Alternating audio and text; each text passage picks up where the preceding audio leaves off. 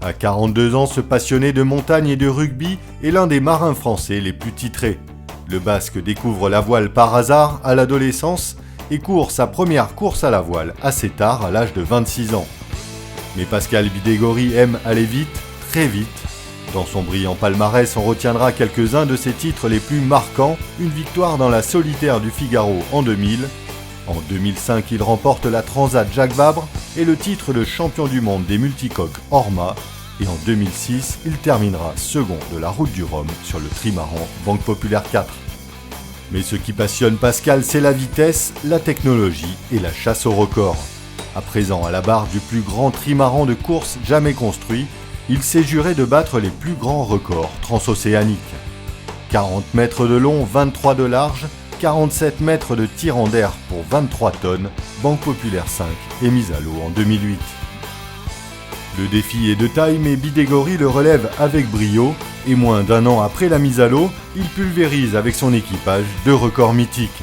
La traversée de l'Atlantique Nord en 3 jours et 15 heures, ainsi que la plus grande distance parcourue à la voile en 24 heures, soit 908 milles. L'année suivante, en 2010, c'est sur la Méditerranée que le Basque et ses hommes deviennent les plus rapides en 14 heures, 20 minutes et 34 secondes. Mais à peine le pied au ponton, l'esprit de Pascal Bidégorry était déjà tourné vers un autre record, le trophée Jules Verne. En stand-by depuis début novembre 2010 à Brest, le skipper revient sur sa préparation, ses nouveaux équipiers et fait preuve d'une motivation sans faille. À chaque fois qu'on a été sur l'eau, à chaque fois qu'on a fait un record, ça s'est super bien passé. Voilà, on a battu 3 records et de manière qui dépasse l'entendement. Donc voilà, j'ai envie de transposer ça sur le Tour du Monde et puis de le partager collectivement avec toute une équipe aujourd'hui qui est super à vivre, quoi. Et ça c'est génial aussi, cette collectivité-là à vivre au quotidien comme ça sur l'eau, c'est quelque chose d'un peu nouveau pour des gens comme nous qui sommes plutôt des solitaires à la base, d'expérience. Mais en tout cas, moi je me régale, quoi, parce que je pense que c'est quelque chose que j'ai bien dans mes gènes.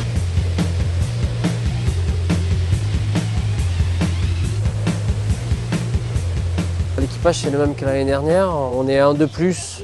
Donc on a Juan Villa, que j'avais connu sur des navigations pour des entraînements pour la Coupe América avec Alinghi.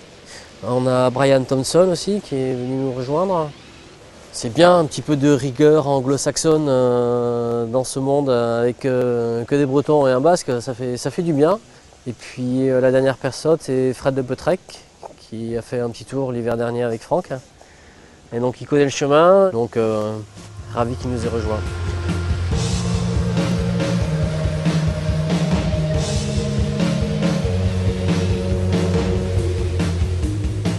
L'idée est un peu là. L'idée c'est quand on regarde un petit peu les parcours pour venir à la météo, où on peut gagner aujourd'hui c'est l'Atlantique Sud, en montant ou en descendant. Alors en remontant, ce qu'on aura comme météo on n'en sait rien.